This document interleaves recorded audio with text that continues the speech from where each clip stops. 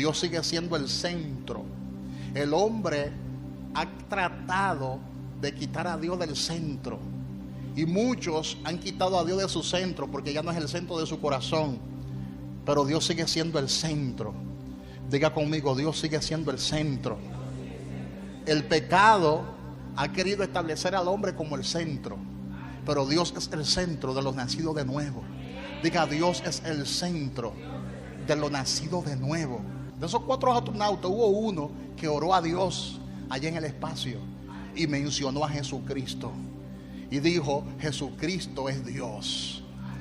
Oye, de los 4 astronautas que fueron, hubo uno que confesó que Jesucristo es Dios y que confesó que Dios es real. Porque una cosa es ver el espacio a través de las fotos y de un video, y otra cosa es contemplar el espacio con tus propios ojos. Ahí tú confirmas la grandeza de nuestro Dios, lo grande que es Dios. Dígale al que está a su lado, Dios es tan grande, Dios es tan grande que el universo no lo puede sostener. Porque la palabra dice que los cielos de los cielos no lo pueden contener, no lo pueden sostener. Y mira que el universo crece todos los días y Dios es más grande que el universo. Dígale al que está a su lado, Dios es más grande que el universo. Él es infinito.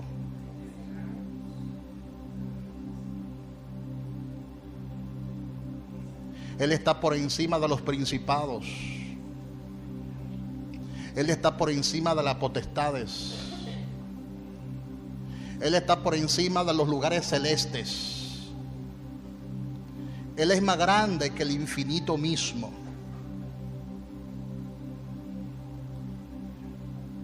Amén, hermanos.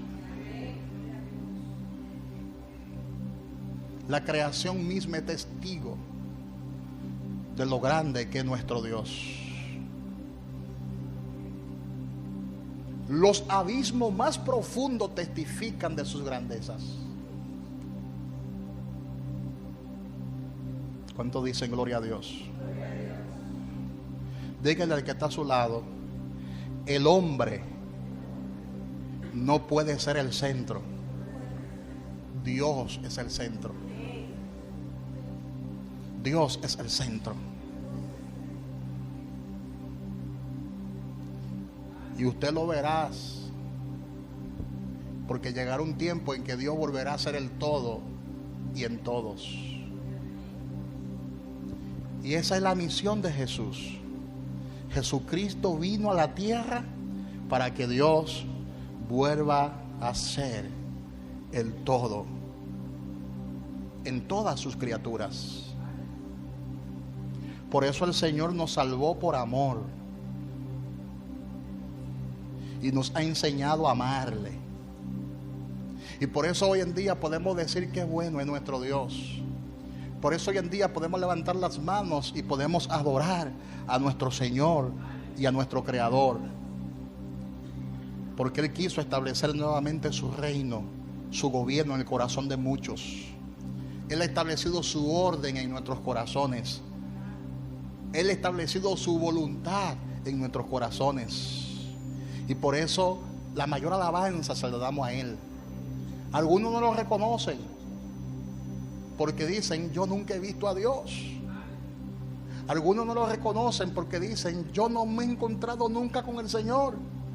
Por eso la palabra dice que Jesús es la imagen visible del Dios invisible. Dios mandó a su único hijo,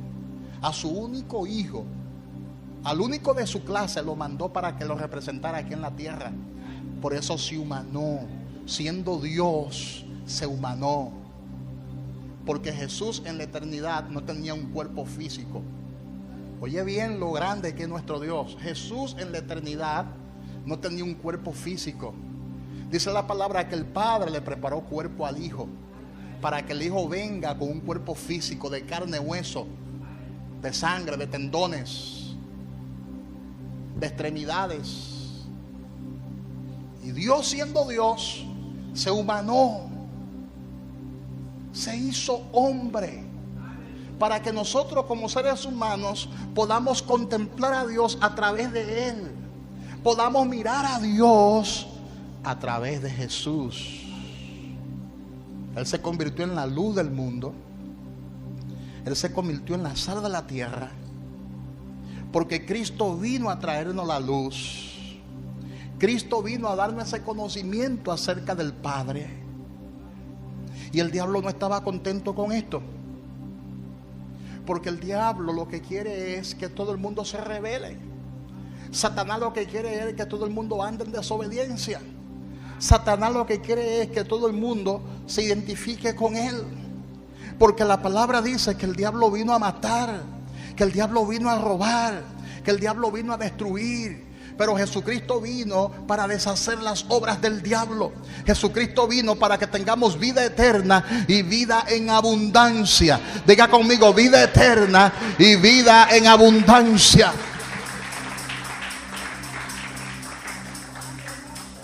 Y lo grande del caso es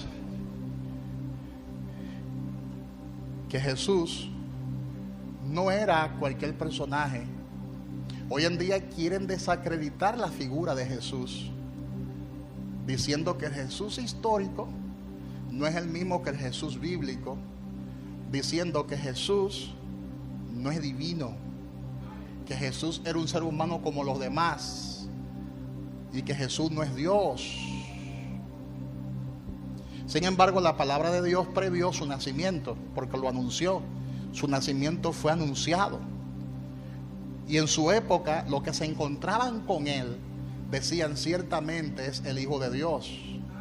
Y si tú analizas la palabra Hijo de Dios en el hebreo y en el griego, el judío que tenía un encuentro con Jesús y que era transformado por Jesús, cuando decía ciertamente Él es el Hijo de Dios, lo que está diciendo ciertamente Él es el Mesías y ciertamente Él es Dios.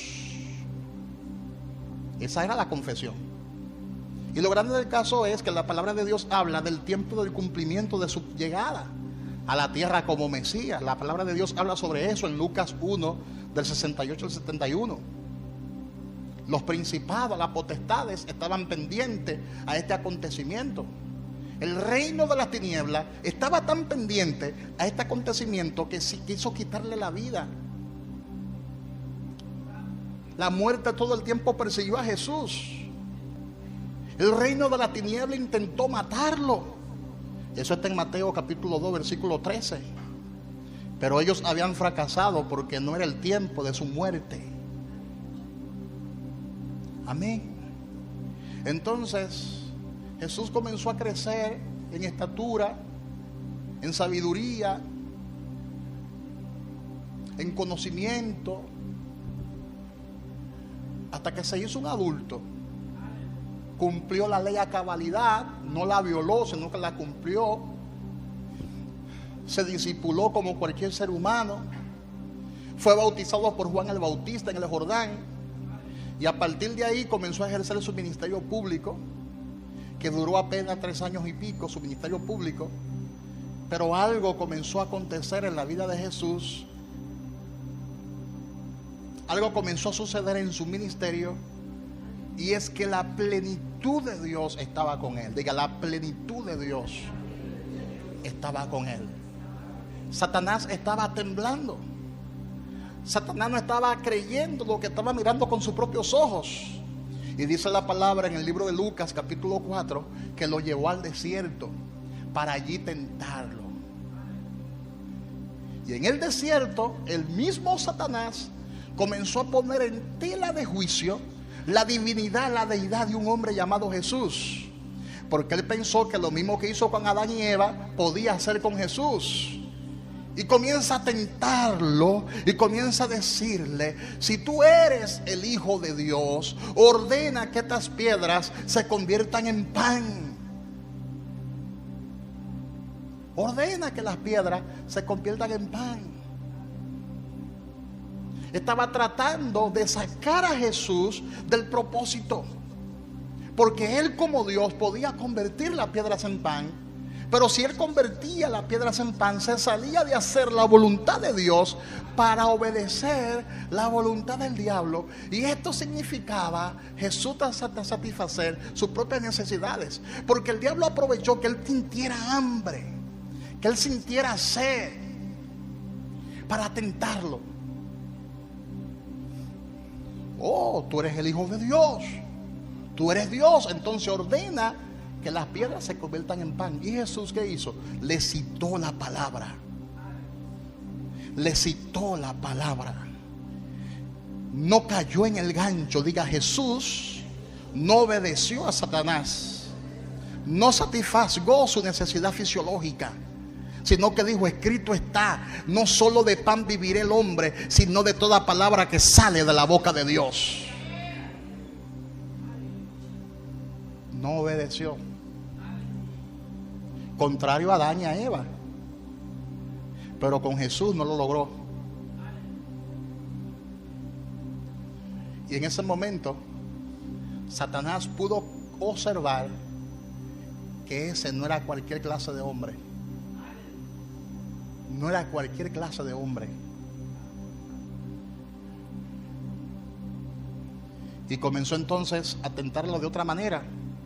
Y dice la Biblia que lo llevó a Jerusalén y lo subió en el pináculo del templo para tentarlo una vez más y saber hasta dónde llegaba su fe. Así que le dijo, si eres hijo de Dios, échate abajo, porque escrito está. Diga, Satanás sabe Biblia, pero él la tergiversa. Le dice el diablo, porque escrito está, a sus ángeles le mandará cerca de ti.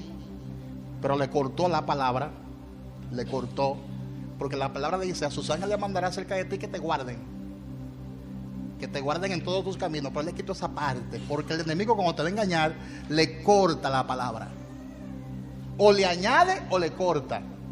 Le dijo Satanás, échate de aquí abajo, porque escrito está, a sus ángeles le mandará cerca de ti, y en sus manos te sostendrán, para que no tropieces con tus pies en piedra.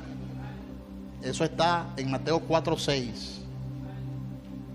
Le citó el Salmo 91. Satanás le citó a Jesús el Salmo 91, donde el Padre nos promete sostenernos si nos caemos. Claro, el tentador lo que quería era que Jesús se quitara la vida, que Jesús obedeciera a su voz. Y Jesús le dijo, escrito está también, no tentarás al Señor tu Dios. No tentarás al Señor tu Dios. El plan era quitar a Dios de su centro. Ese era el plan. Quitar a Dios de su centro. El diablo consideró que la fe de Jesús debía ser destruida. Así que con astucia le propuso eso. Y lo último que hizo fue que lo llevó a un monte muy alto y le mostró todos los reinos de la tierra. Eso está en Lucas 4:5 y en Mateo 4:8. Y le hizo la siguiente propuesta. Oye, ¿qué propuesta? Le dice, a ti te daré toda esta potestad y la gloria de ellos, porque a mí me ha sido entregada y a quien quiero la doy. Si tú postrado me adorares, todo serás tuyo. Lucas 4 del 6 al 7. Pero Jesús no ambicionaba gloria de los hombres. Jesús no vino a la tierra a buscar su propia gloria. No vino ni siquiera a establecer un reino físico en ese momento, sino el reino de los cielos en los corazones de los hombres. Jesús no andaba buscando ningún tipo de fama ni de reconocimiento humano, porque Él vino a una sola misión. Él vino para que el Padre vuelva a ser el todo. Él vino para que el Padre vuelva a ser el todo. Él vino para que el reino de Dios sea establecido en el corazón de muchos. Él vino para que el reino de los cielos sea establecido en el corazón de muchos. Él no buscaba ninguna otra pretensión. Amén, hermanos. Y Satanás estaba hablando la verdad, porque acuérdese que le enseñé en la enseñanza pasada que el hombre, después que pecó, le transfirió el título de propiedad a Satanás. Y por eso Satanás le dice: todo esto te lo daré porque a mí me ha sido entregado, y a quien quiera yo se lo doy. Pero mira que Jesús le respondió en Mateo 4:10 y en Lucas 4:8. Jesús le contestó: vete de mí, Satanás, porque escrito está: al Señor tu Dios adorarás y a Él solo servirá. Un aplauso fuerte al Señor. Fuerte el aplauso para nuestro Dios. Al Señor tu Dios adorarás y a Él solo servirás. Y Jesús comenzó a predicar el evangelio del reino de los cielos. Y comenzó a decir: el reino de los cielos se ha acercado. Y solo hablaba del Padre. Él decía: no puedo yo hacer nada por mí mismo. Él decía: según oigo a mi Padre, eso mismo hablo. Amén. Yo hago la voluntad de mi Padre. Yo no busco mi voluntad, sino la voluntad del que me envió, la del Padre. Porque Él vino a esa misión, a establecer al Padre. Él no vino a autopromoverse Él vino a promover al Padre, para que el Padre vuelva a ser el todo de muchos. Y lo ha logrado y lo logró, porque el Señor está en nuestras vidas. El Señor está en nuestra mente. El Señor está en nuestros corazones. Tenemos que darle gloria a Dios que la revelación nos llegó y el Señor nos hizo nacer del agua y del Espíritu, porque a eso fue que vino Jesús. Jesús vino a establecer la voluntad del Padre. Amén, hermanos. Hasta los demonios lo reconocían eso. Cuando Jesús llegaba a un lugar y había algún endemoniado y ese demonio se manifestaba, los demonios decían: yo sé que tú eres el Santo de Dios. Yo sé que tú eres el Hijo de Dios. No me atormente antes de tiempo. Dando a entender que los demonios están conscientes de que lo de ellos viene. Amén. Y reconocían la autoridad de Jesús. Y ellos decían: ha venido a destruirnos. Jesús Nazareno, decían los demonios, ha venido para destruirnos. Cuando Jesús llegaba a un lugar, los demonios corrían como cucarachas desaborotadas. Cuando Jesús llegaba a un lugar, los demonios corrían como ratones alborotados. Llegó el Nazareno, llegó Jesús, porque el poder de la deidad estaba con Él. Por eso la palabra dice, hablando el apóstol Pedro: vosotros sabéis lo que se divulgó por toda Galilea, comenzando desde Jerusalén, como Dios ungió con el Espíritu Santo y con poder a Jesús de Nazaret, y cómo este anduvo haciendo bienes y sanando a todos los oprimidos por el diablo, porque Dios estaba con él. Cuando él llegaba a un lugar, los demonios se alborotaban, el diablo se alborotaba. Amén, hermanos. Porque Jesús no vivía para sí, Jesús vivía para el Padre. Por eso en Juan capítulo 10 versículo 17 Él decía: por eso me ama el Padre, porque yo pongo mi vida para volverla a tomar. Nadie me la quita, sino que yo de mí mismo la pongo. Tengo poder para ponerla y tengo poder para volverla a tomar. Ese mandamiento recibí de mi Padre. Él se sometió por completo al Padre y no pecó ni siquiera en un pensamiento, porque Él vino para que el Padre vuelva a ser el todo. Aleluya. La única meta de Jesús era que el Padre vuelva a ser el todo. La única razón de vivir de Jesús era obedecer a Dios. Por eso la misma palabra dice que Jesús, por lo que padeció, aprendió obediencia. Él se sometió, siendo Dios, a Dios. Haya pues en vosotros este sentir que hubo también en Cristo Jesús, el cual siendo en forma de Dios, no estimó el ser igual a Dios como cosa a que aferrarse, sino que se despojó a sí mismo, tomando forma de siervo, hecho semejante a los hombres, y estando en la condición de hombre, se humilló hasta lo sumo, haciéndose obediente hasta la muerte, y muerte de cruz.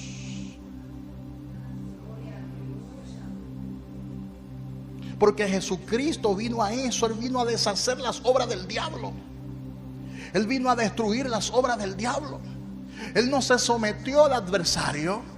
Él no obedeció al adversario. Él obedeció a Dios. Y ese es el nivel más grande de guerra espiritual. No es reprender al diablo, no. El nivel más grande de guerra espiritual es someterte a Dios. Si te sometes a Dios, el diablo irá de ti. Si obedece a Dios, el diablo dirá: aquí no tengo nada que hacer, porque ya este muchacho despertó y obedece a su padre. Ese es el nivel más grande de guerra espiritual. Porque de nada te sirve tú estar 24 horas reprendiendo al diablo y atando los demonios, y entonces en tu corazón no está Dios. ¿De qué te sirve? Tú estás reprendiendo demonios de pornografía y viendo pornografía. ¿De qué te sirve eso? Tú estás reprendiendo demonios de lascivia, y cuando ve una mujer los ojos se te alborotan.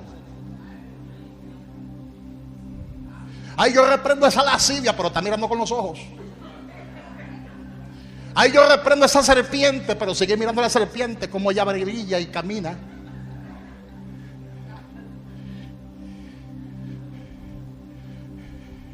Por eso hay gente que saliendo de un ayuno y de reprender no se sabe cuántos demonios pecan, porque no han entendido su lugar en Dios.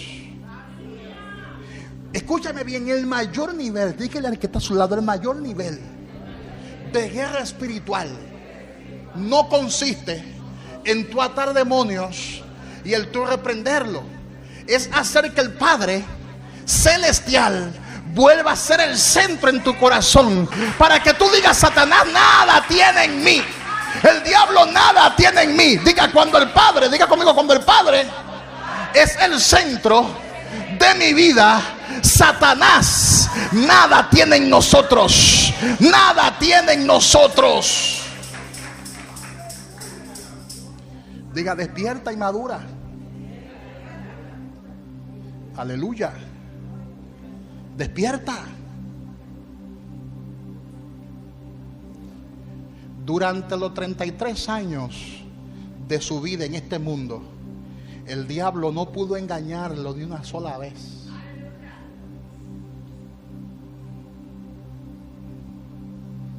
Y déjame decirte que Jesús tuvo nuestra semejanza, porque la palabra dice que fue tentado en todo. Él sintió como hombre lo mismo que nosotros como hombres sentimos, esos impulsos locos, porque son impulsos locos que uno siente, y de un momento a otro uno comete locura, y de un momento a otro uno peca hasta con los pensamientos. Y Jesús duró 33 años sometido al Padre, 33 años con la apariencia de nosotros, con la semejanza de nosotros, sin pecar ni siquiera en un pensamiento. El diablo está tratando de atribuirle a Jesús ciertos pecados. No, que él estuvo con María Magdalena. No, que él estuvo con otra María, que él estuvo con Marta. Era un mujeriego. Jesús era un mujeriego. Otros dicen: no, porque él era un bebedor y un comelón, porque lo dice la Biblia. Quieren como tratar de pegarle pecado a Jesús que no tuvo. Díganle al que está a su lado: él fue tentado en todo. Díselo: él fue tentado en todo. Pero la Biblia dice que no hubo en él pecado. Un aplauso fuerte al Dios que vive. No hubo en él pecado.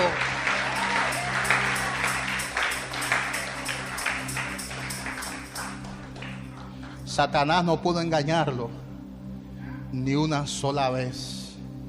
Jesús nunca se sometió al adversario. Él fue el único quien Dios reinó a plenitud. Dios reinó a plenitud.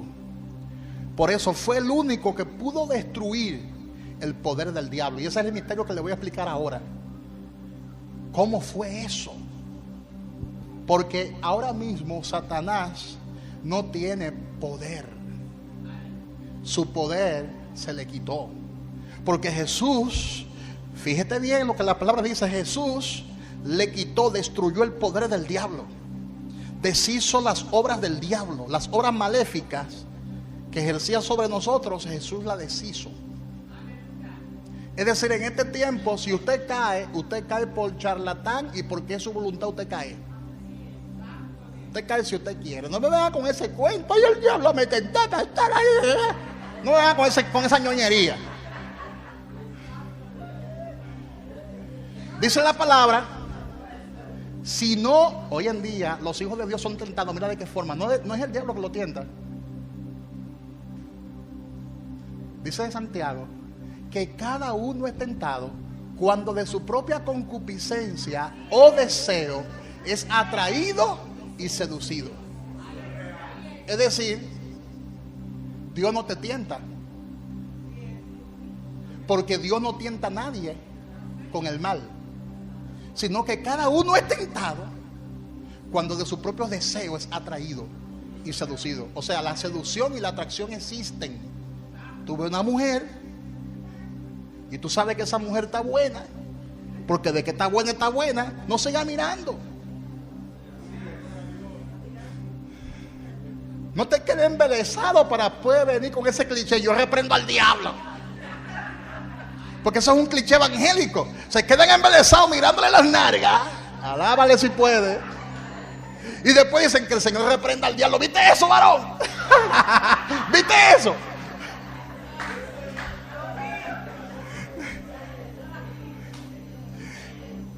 Y van conduciendo. Varón, ¿viste eso? Y después se quedan así mirando por el espejo.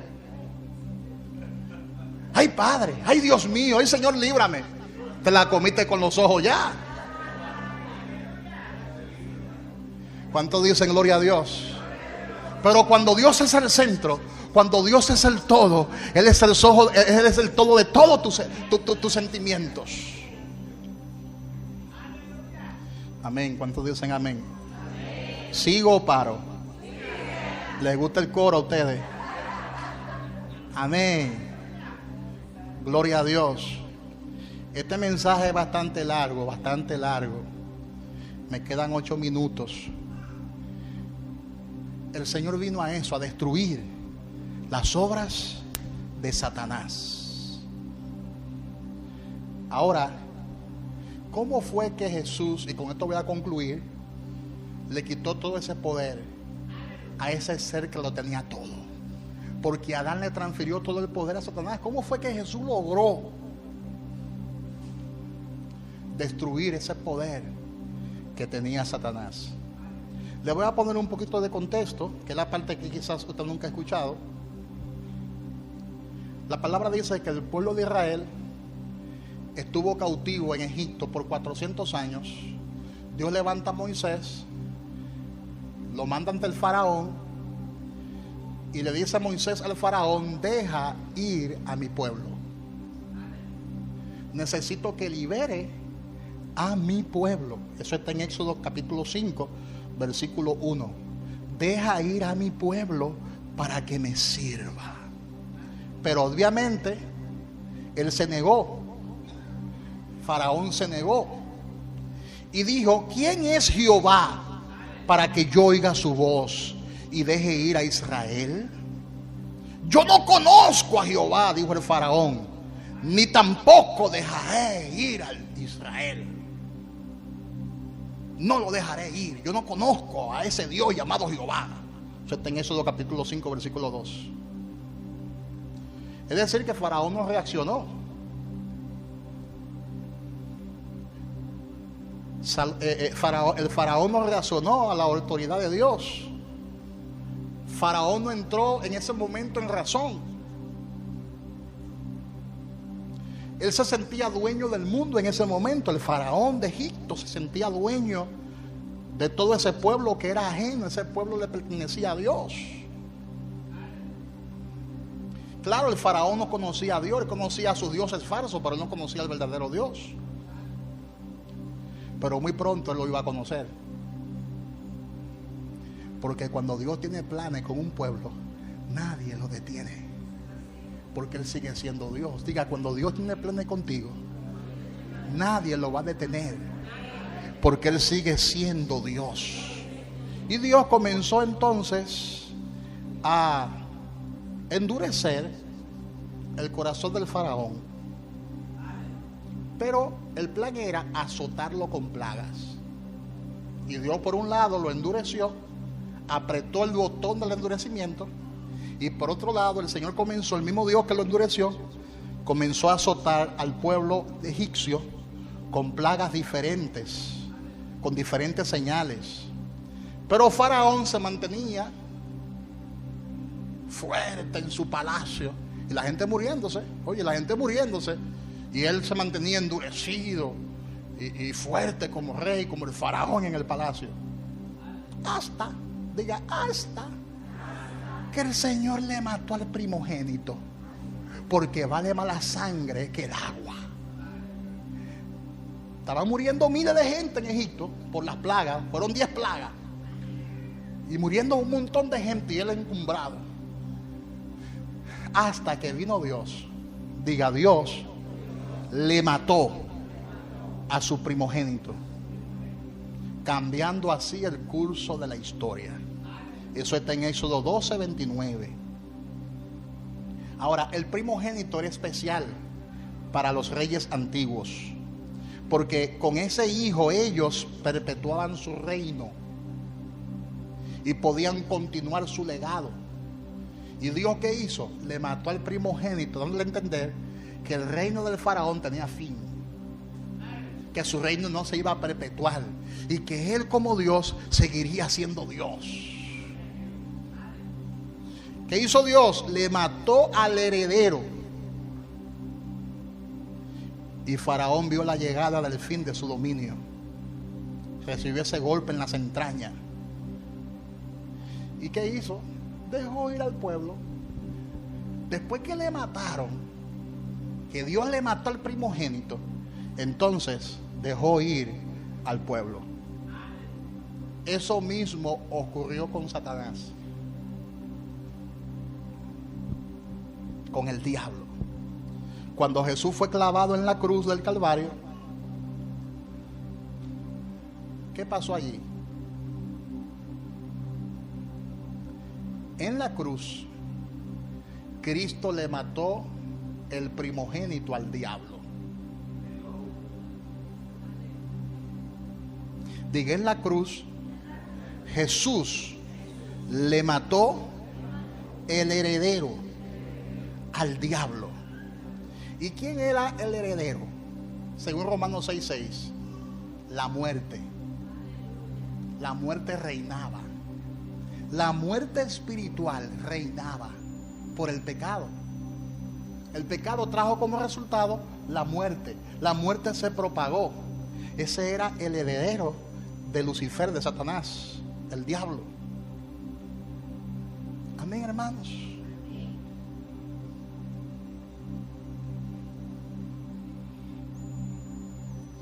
Y mató tanto la muerte como el pecado. Por eso la palabra dice en Romanos 5:12, por tanto como el pecado entró en el mundo por un hombre, y por el pecado la muerte, así la muerte pasó a todos los hombres, por cuanto todos pecaron. Y Jesús en la cruz, ¿qué hizo? Destruyó el pecado y destruyó la muerte. Diga, Jesús en la cruz destruyó el pecado y destruyó también la muerte. Por medio de su muerte destruyó el pecado. Por medio de la muerte venció al que tenía el imperio de la muerte. Y Jesús le dijo a la muerte: muerte, yo soy tu muerte.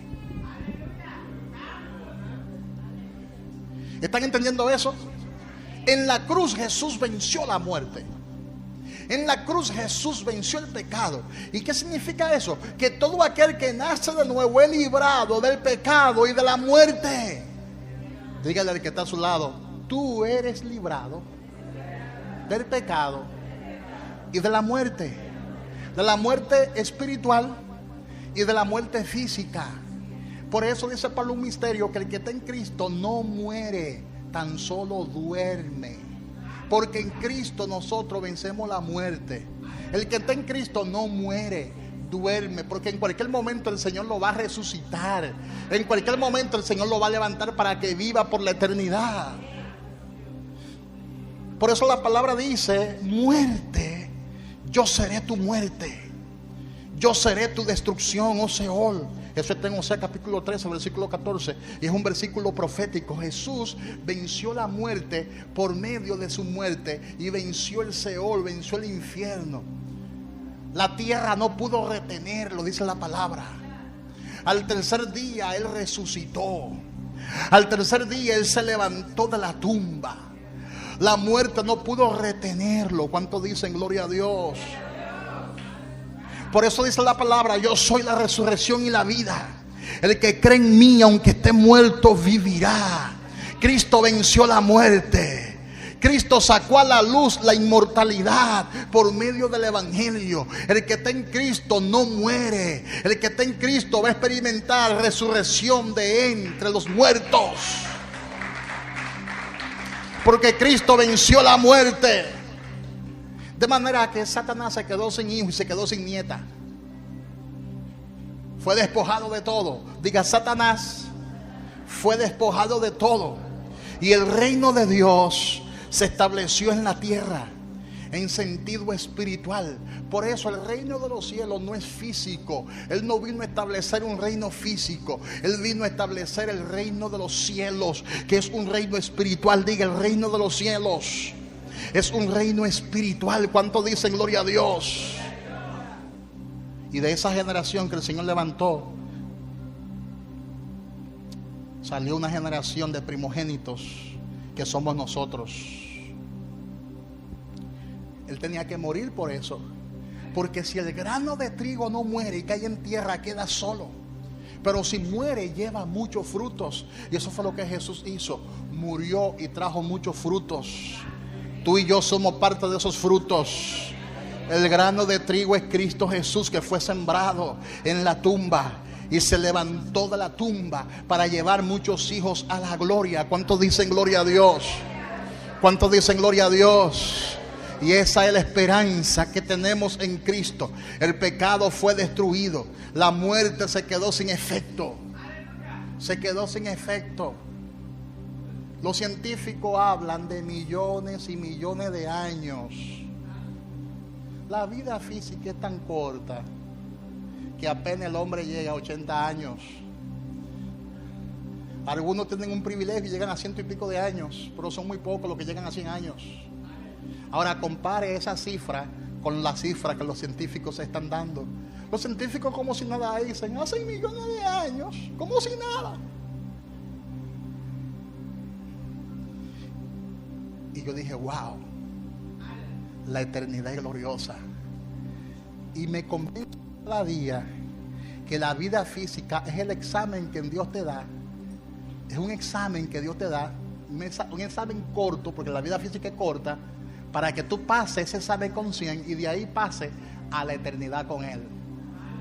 Eso significa tú existir por millones, millones, millones, millones y millones y millones y millones de años. Eternidad significa eso. Por los siglos de los siglos, por los siglos de los siglos, tú no verás nunca la muerte. Es por eso que tenemos que cuidar esta salvación con temor y con temblor.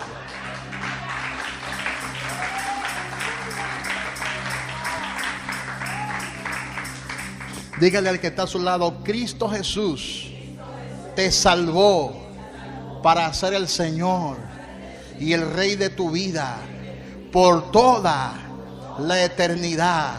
Él te redimió de la muerte. Él te redimió del pecado para que tú estés ante su presencia por toda la eternidad. Si esos planetas tienen millones de años, dicen los científicos que el universo tiene, oye bien, 13.800 millones de años. Ese es el cálculo que ellos más o menos han tirado. 13.800 millones de años. Y Dios nos salvó para redimirnos del pecado, para librarnos de la muerte. Significa que ante su presencia vamos a estar más de 13.800 millones de años, porque nos ha dado eterna salvación.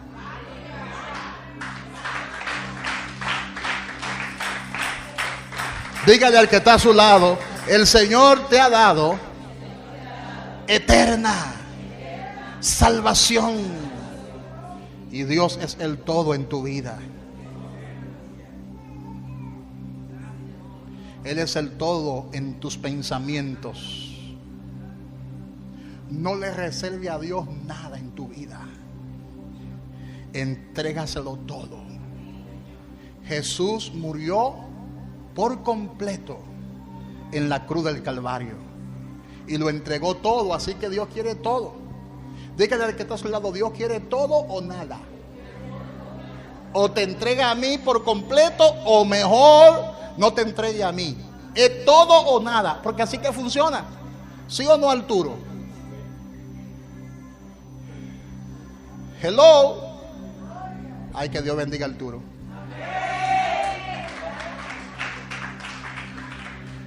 ¿Es todo o nada? Es como cuando tú entras a un compromiso matrimonial. O te entregas por completo a mí, o esto no va a funcionar. ¿Sí o no?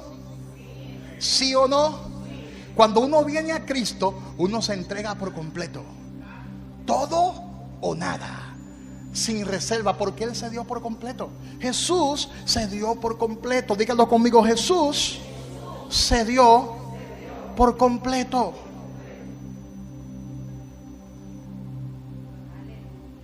Se dio por completo. Y la motivación de todas las cosas en el reino de los cielos es que Dios sea el todo. Diga: la motivación de todas las cosas en el reino de los cielos es que Dios sea el todo. Si Dios no es el todo en tu vida, tú estás perdiendo el tiempo.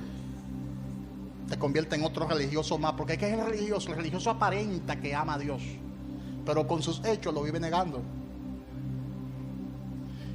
Y usan el rosario y una cruz gigantesca y van a la misa, pero con 3 mujeres.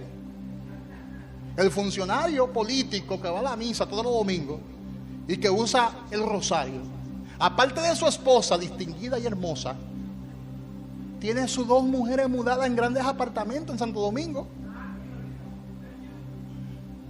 Tienen a la esposa en la casa: esa es mi esposa, la madre de mis hijos, pero 2 novias mudadas en penthouse, en apartamento. Así que están las cosas y todo el mundo lo sabe.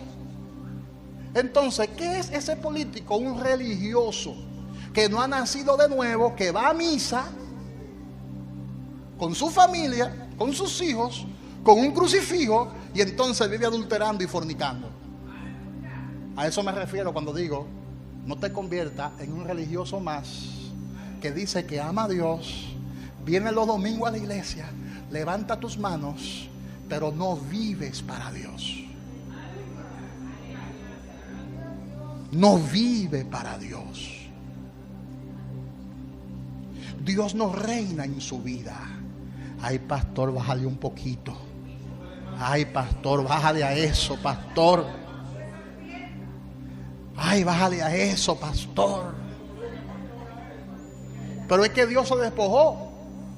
Diga: Jesús se despojó. Dice en Filipenses capítulo 2 versículo 7: sino que se despojó a sí mismo, tomando forma de siervo, hecho semejante a los hombres. Y hay gente que dicen y enseñan: ay, no, deja que Dios te toque, Él te va a ayudar a despojarte. No, es tu decisión despojarte.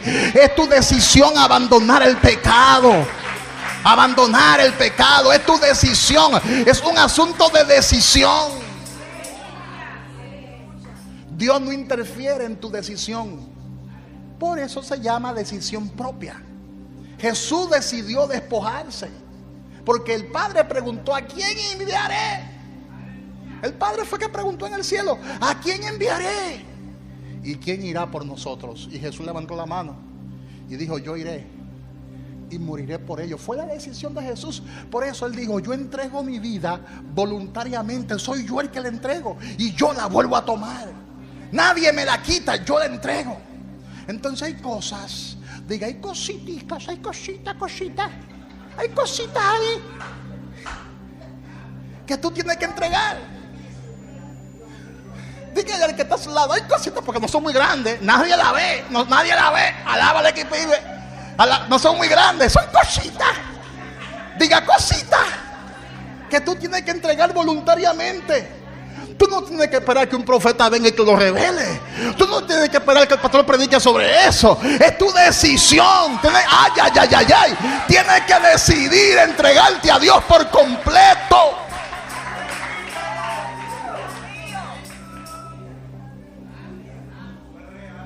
Vamos a dejarnos la ñoñería. Aleluya. Jesús se entregó por completo, se despojó a sí mismo y tomó forma de siervo, hecho semejante a los hombres. Este fue su sentir. Él llevó esa humillación. Amén. Y se hizo obediente hasta la muerte, y muerte de cruz. Por eso la palabra dice: el que quiera seguir en pos de mí, niéguese a sí mismo. La negación del yo es sustituir lo que a ti te gusta, pero que desagrada a Dios, para hacer la voluntad de Dios. Eso es tomarlo cruz. Yo sé que no es fácil cargar con esa cruz, porque no es fácil. Si te explican que es fácil, te están mintiendo. No es fácil abandonar esa cosita, porque no es fácil. Pero hay que tomar la cruz. Diga, hay que tomar la cruz. Dígale al que está a su lado: toma tu cruz. Toma tu cruz. Toma tu cruz cada día y sígueme. Si hace eso, se te reveló el reino de los cielos. Porque en el reino hay uno que reina. Diga, en el reino hay uno que reina sobre todos sus súbditos. Se llama el Rey de Reyes y el Señor de Señores. Y si tú no estás en el reino, no tienes rey.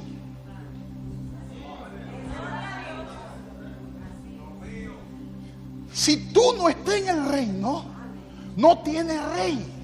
Pero si tú estás en el reino, tú tienes rey. Es decir, que hay un rey que reina sobre ti. El pecado ya no reina sobre ti. La muerte ya no reina sobre ti. ¿Quién reina sobre nosotros?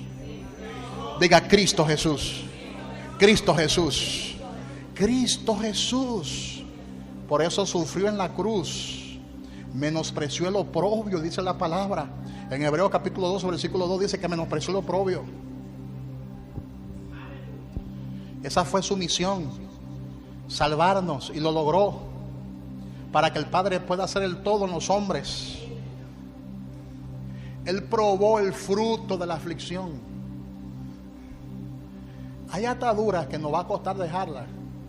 Hay comportamientos de la carne que nos va a costar dejarlo. Hay prácticas que nos va a costar dejarlas. No es que nos va a costar. Y vamos a probar el fruto de la aflicción. Porque cuando nosotros nos sacrificamos, estamos afligiendo la carne. Hay gente que no entiende a Pablo todavía. Pablo dice que cuando tú vengas al culto, presente tu cuerpo como sacrificio vivo. ¿Y qué era un sacrificio vivo? Era un becerro degollado, hermano. Un becerro degollado. Entonces, te va a costar. Te tiene que sacrificar. Deja la ñoñería. Hay personas que hasta porque alguien no le saluda en la iglesia, se ponen ñoño. Ay, no me saludó Eduardo, no me saludó. ¿Qué es lo que se cree? Y di que profeta. Y no me saludó. Hay que dejarse de eso ya. Tú no sabes si Eduardo peleó con 2 o 3 demonios y vino bravo a la iglesia. Vino raro. Porque hay gente que tienen su lucha y vienen aquí a descargarse. Usted no venga a descargarse aquí, venga a adorar a Dios. Un aplauso fuerte al Dios que vive. Venga a adorarle a Dios. No venga a cambiar de ambiente, venga a adorar a Dios. Dígale al que está a su lado, yo vengo a adorar a Dios. Amén, hermanos. Cristo vino para que el Padre vuelva a ser el todo. El Padre tiene que ser el todo en nuestras vidas. Así que ha llegado el tiempo de que esas áreas tú se le entregues al Señor. Cuando tú hagas eso, se te reveló el reino. Hasta que tú no haces eso, eres una persona inmadura. Eres un religioso. Pero cuando tú llegas a ese nivel de conciencia, como hablan ciertos filósofos bíblicos ahí en las redes, el nivel de conciencia es una frase muy famosa ahora, el nivel de conciencia. Ok, cuando tú entonces eleve ese nivel de conciencia, te darás cuenta de que Dios lo quiere todo. Él quiere que tú lo entregues todo. Y de esa forma se te va a revelar el reino de los cielos. Y precisamente ese es el tema de este mes. Cairo, el reino de los cielos. Hay gente que predica en el reino de los cielos de forma muy filosófica, muy teórica. Pero cuando se te revela el reino de los cielos, eso significa que el Padre vuelve a ser el todo en tu vida.